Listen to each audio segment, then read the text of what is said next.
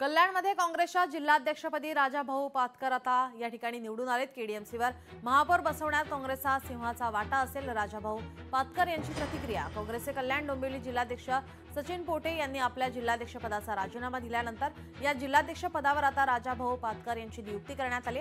महाराष्ट्र प्रदेश काँग्रेस कमिटीचे वरिष्ठ उपाध्यक्ष ॲडव्होकेट गणेश पाटील यांनी ही नियुक्ती केली असून याबाबतचे नियुक्तीपत्र पातकर यांना पाठवण्यात आले। तर आगामी काळात सर्व कार्यकर्त्यांना सोबत घेऊन काम करणार असून घराघरात काँग्रेस पक्ष पोहोचवण्यासाठी काम करणार असल्याचं त्यांनी म्हटलंय। आगामी कल्याण डोंबिवली महानगरपालिका निवडणुकीत महापौर बसवण्यात काँग्रेसचा सिंहाचा वाटा असेल असंही वक्तव्य त्यांनी केलं आहे।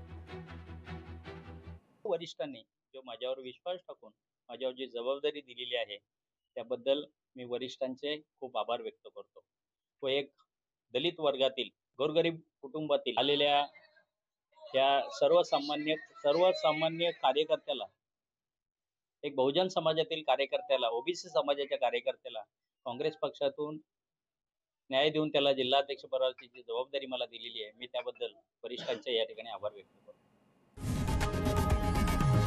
लोकशाही मराठी ऐका, पहा, जागरूक रहा।